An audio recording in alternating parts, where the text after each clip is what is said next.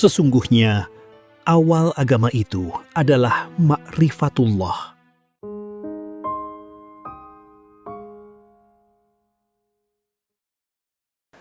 Ada siapa yang ada di ujung virtual ini? Nampaknya Mas Kahar ya, yang sudah siap ini. Dari Jambi ya kalau nggak salah. Riau, dari Riau.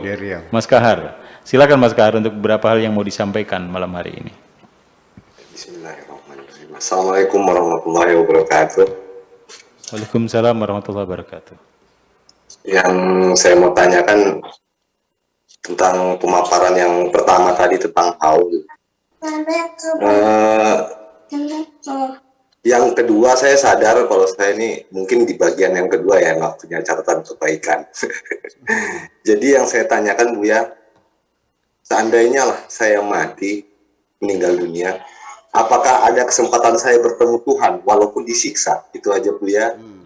Sekian, terima kasih. Wassalamualaikum warahmatullahi wabarakatuh. Waalaikumsalam. Pertanyaan yang cerdik ini Bu ya. Iya. Saya menyerahkan sepenuhnya kepada Allah. Karena hanya Dia yang memegang hak prerogatif. Dan tidak bisa dipertanyakan. Absolut. Hak prerogatif Allah itu sangat absolut. Dikatakan dalam Al-Quran, innaka tu'adzibu man tasha. Engkau bisa menyiksa siapapun yang kau kehendaki. Enggak ada urusan. Apakah orang itu jahat atau orang baik, terserah Allah. Mau disiksa ya silakan. Engkau adalah Tuhan dan itu adalah makhlukmu, ciptaanmu. Apa? Pemahaman kita tentang hak prerogatif yang absolut itu sama dengan rumah ini. Anda tidak punya hak untuk mempertanyakan kepada saya, Buya, kenapa HP-nya dibanting?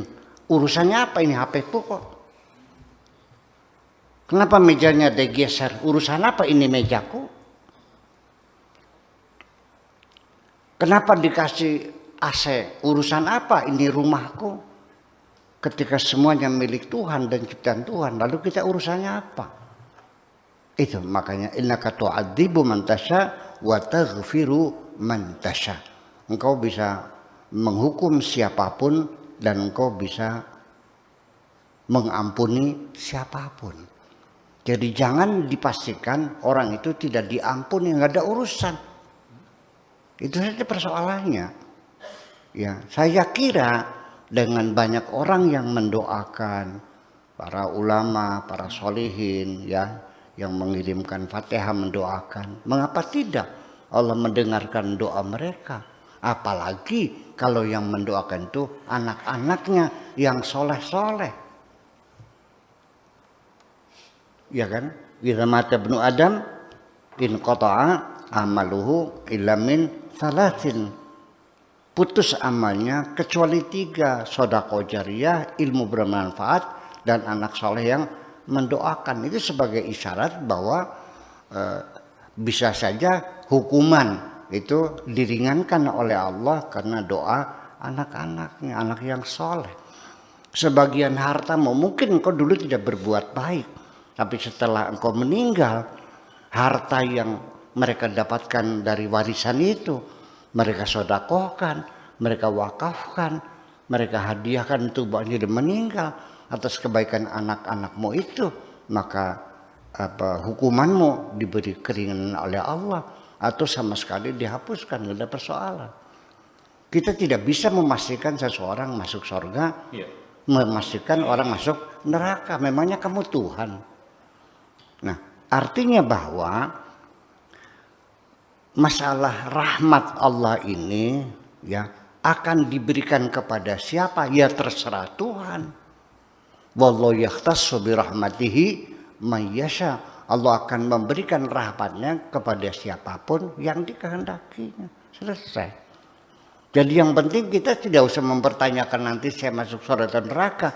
Ya daripada Anda cemas ya, kecemasan yang berlebih-lebihan, ya cobalah berbuat kebaikan sekecil apapun. Ya, ittaqullah mastata'tum. Bertakwalah kepada Allah sesuai dengan kemampuanmu. Umpamanya bersodakoh. Ya nggak bisa nyumbang 10 juta. Ya kalau 10 juta nggak bisa, ya cepatlah 100.000. Nggak bisa juga 10.000. Nggak bisa 1.000, ya silakan adanya berapa. Jangan kau kira 1.000 itu tidak ada artinya.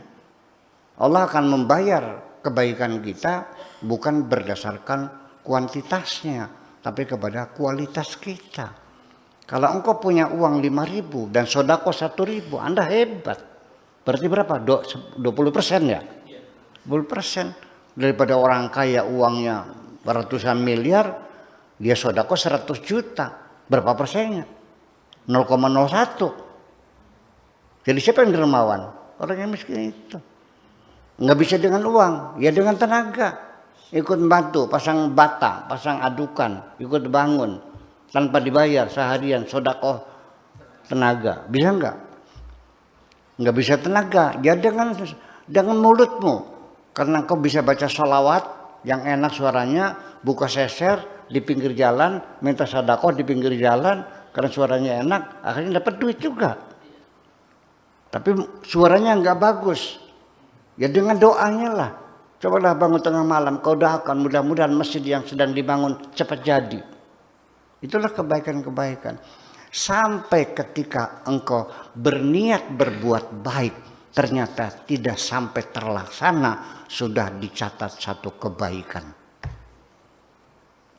Kalau orang niat baik, sekalipun belum dilaksanakan, sudah dicatat sebagai kebaikan. Tapi orang yang niatnya berbuat jahat, belum dicatat, menunggu sampai kalau sudah dilaksanakan. Itu satu. Jadi dalam berbisnis dengan Tuhan, Tuhan menjamin kamu pasti untung. Dengan niat saja sudah dicatat dengan kebaikan. Tapi kalau niat kamu jahat tidak ditulis kalau belum dilaksanakan. Kalau kamu berbuat baik 1, dibayarnya 10 kali lipat. Bi asyri amsalihah. Bahkan sampai 700 kali lipat satu kebaikan. Tapi kalau kamu berbuat jahat 1, dibalasnya 1. Dijamin untung berbisnis dengan Tuhan. Kita berbuat 1, dibalas 10 sampai 700, tergantung kualitas kebaikan kita. Tapi kalau kita berbuat jahat 5, dibayarnya 5. Kalau kita berbuat baik 5, dibayarnya 50 atau sampai dikalikan 700 berapa tuh? Ya.